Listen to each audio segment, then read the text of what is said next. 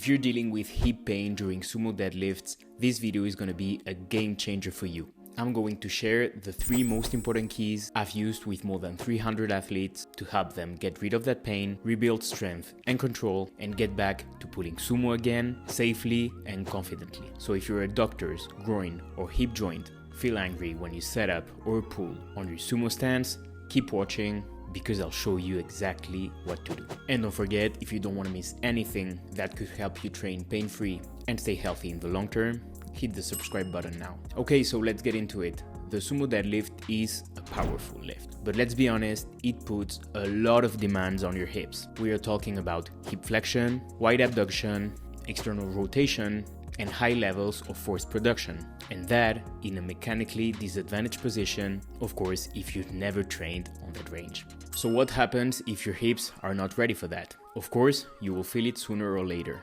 especially if you just transitioned into sumo or you're having a pretty intense training cycle. In those cases, pain often shows up as adductor tightness or a pulling sensation, pinching in the front or the side of the hip, or sometimes just a feeling that your hips don't want to open. But here's the thing, sumo deadlift is not dangerous. Most hip pain on sumo doesn't come from a severe injury. It comes from a lack of capacity which triggers pain. You're asking your hips, your adductors, your hip extensors to produce high force in a very stretched, extreme range of motion. So if those tissues are not trained in that range, if they are not strong enough, mobile enough, or conditioned enough, what happens then? Of course, you will hit a wall, or worse, you will get flare-ups that stop your training. But that's where rehab comes in. Not to stop you from training, but to build back capacity, increase your tolerance to that range, and restore control. So let's now talk about the solutions. Here are the exact 3 keys I use with my athletes. Key number 1 is going to be managing exposure.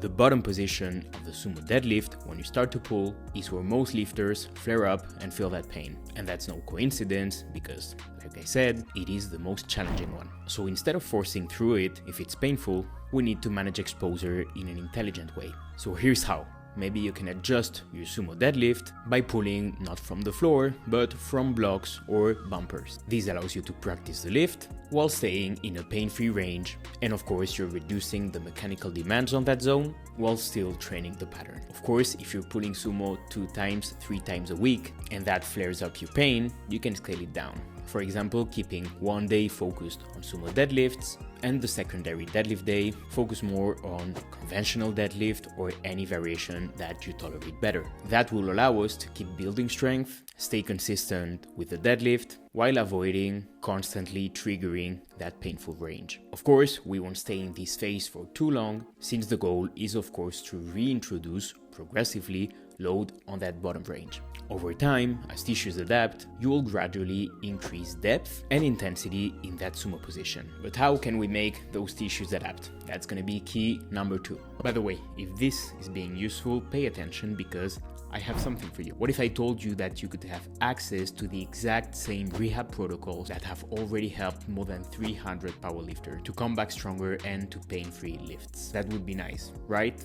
Well, that's just the start. Because I've built a platform so you won't be alone during your rehab. You will be part of a private community with me and other supportive lifters who just like you want to lift heavier, dominate pain, and take care of their joints, of their body so they can stay in the game for the long term. No fluff here, no random exercises, just what works for powerlifting athletes. You will find programs, movement breakdowns, and feedback during live sessions where I will answer to all your questions and doubts personally. Everything is built so you know exactly what to do in order to dominate pain, whether it's on your back, on your shoulders, on your knees, hips. Whatever's holding you back, there's a program for that. So if you're serious about your health, your training, and you want to finally get rid of your pain, click the first link in the description and join the Rehab for Lifters community. That's going to be by loading your mobility work. So forget about passive stretching. You need active mobility under load in positions that mimic your sumo setup. That means accumulating time in deep,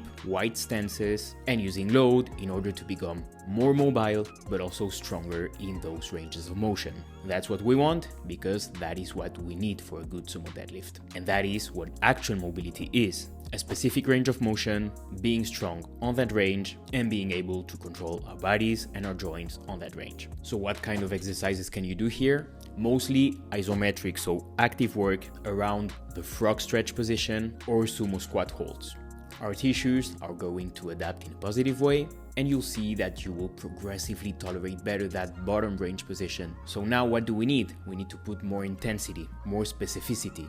And key number 3, we need to spend more time on that position. This is where everything comes together. Mobility, intensity, but also specificity. We want to get stronger at that bottom range of the sumo deadlift, so we cannot stop at just some active isometric work on frog stretch, because of course it mimics the sumo position, but it is not that same exposure that triggered pain. The goal here is to transfer that mobility improvement to the specific movement. So we will do isometric deadlifts. Those will allow us to practice the exact movement, to rebuild force, but also confidence, and to accumulate time in that specific range, in that exact position that used to hurt. The demands are going to be specific to the movement, and that's positive. Of course, we are going to do it progressively. So start light. Here's an example. You can do isometric sumo deadlifts at that bottom range, holding the bar 10 to 20 seconds. Start with a load that you can tolerate very well, at an easy RPE without any pain exposure. Focus on keeping your knees out, your pelvis tucked to the bar, and now you have your starting point.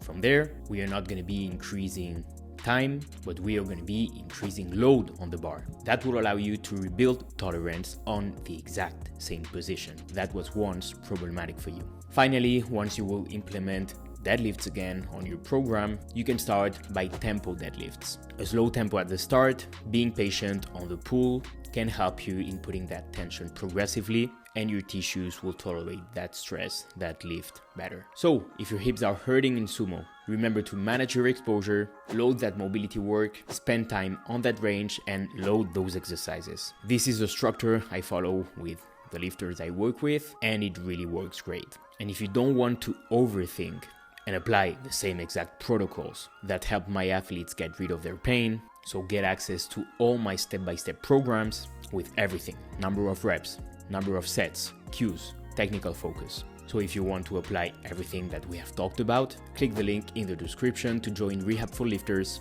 You'll get the exact tools and support you need to lift pain-free again. I'll see you there.